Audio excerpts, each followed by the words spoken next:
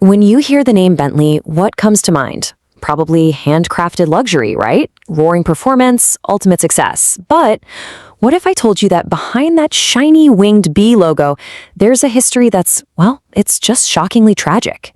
The story of the man who built this brand, it's all about incredible highs, devastating lows, betrayal, and a vision that was almost completely snuffed out. So you've got this public image of pure, unadulterated success.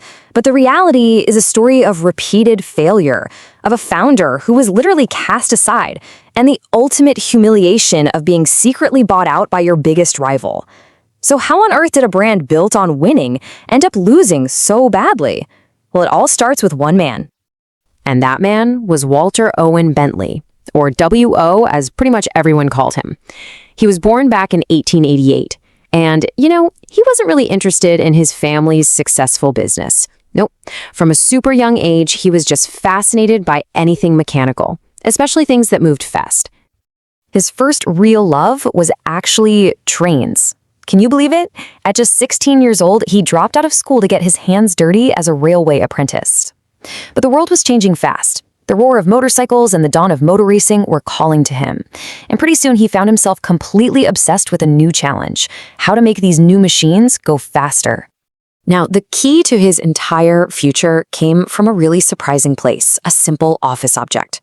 On a trip to France, W.O. picked up an aluminum paperweight. He was just struck by how incredibly light it was. See, at the time, engine pistons were all made of heavy cast iron or steel. So he had this idea: what if he used aluminum instead? The problem, though, was that pure aluminum was way too soft and would just melt. So he started experimenting. And eventually, he created this groundbreaking alloy of 88% aluminum and 12% copper. And this is the crucial point. This wasn't just some minor tweak. This innovation was a total game changer. By making the pistons lighter, his engines could run at much higher speeds without shaking themselves to pieces. It made them more powerful, more reliable, and, most importantly, a lot faster.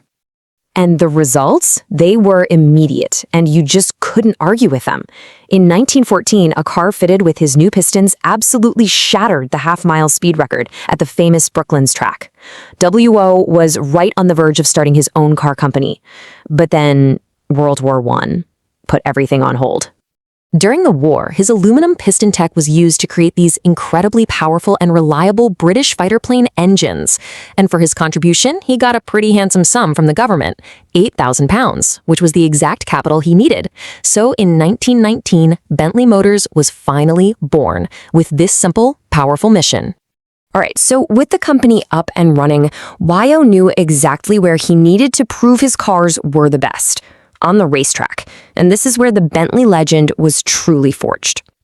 But here's a funny twist. When the now legendary 24 Hours of Le Mans race was first suggested, W.O. thought it was completely insane. He literally said, "Cars aren't designed to stand that kind of strain for 24 hours. But then, in 1923, a private customer entered his own Bentley and somehow managed to finish fourth. That was all the proof W.O. needed. He was all in. And saying he was all in is a bit of an understatement. From 1927 to 1930, Bentley didn't just compete at Le Mans. They owned the place, winning 4 times in a row. This incredible streak was basically paid for by Wolf Barnato, a diamond heir who loved the cars so much he ended up buying the company just to keep it from going broke. Barnato was the leader of a group that became just as famous as the cars themselves, the Bentley Boys.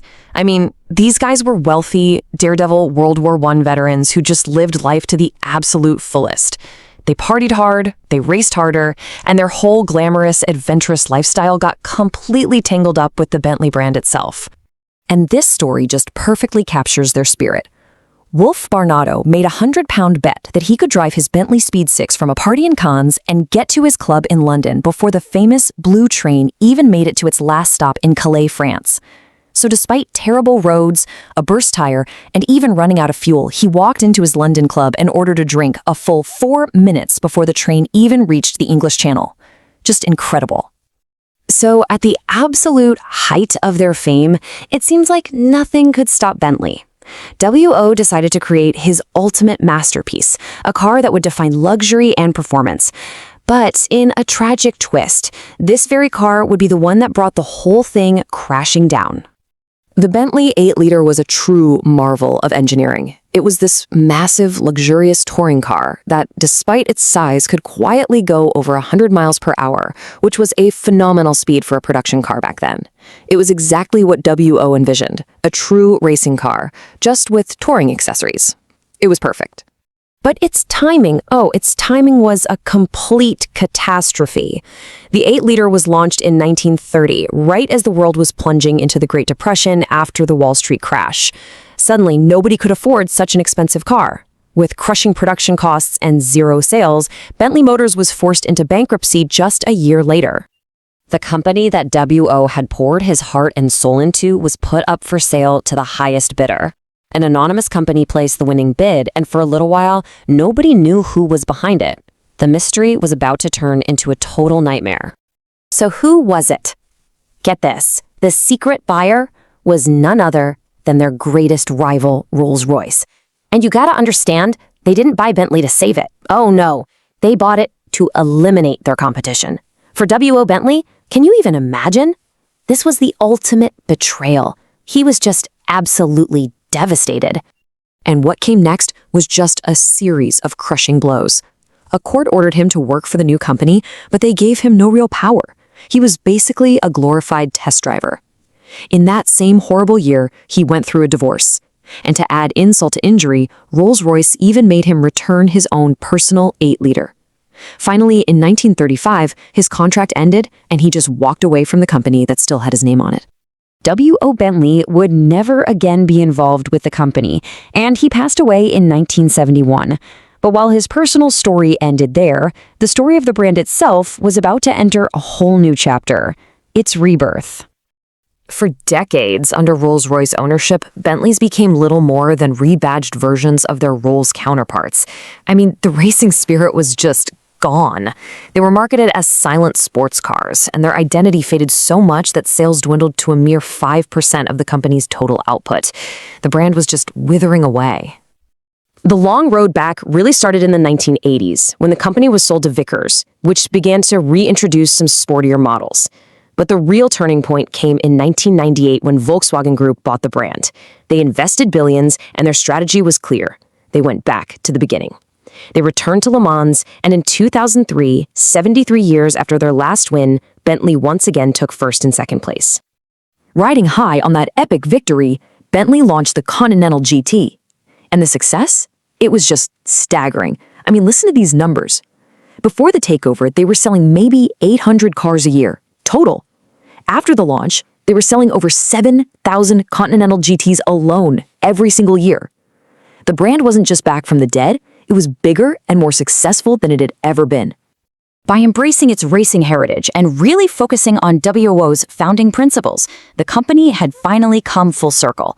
It was once again making a fast car, a good car, the best in its class.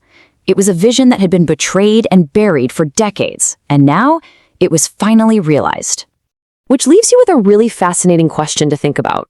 The story of Bentley shows a brand being driven into the ground, losing its entire identity, only to be saved by returning to the core ideas of a founder who had been gone for nearly 30 years.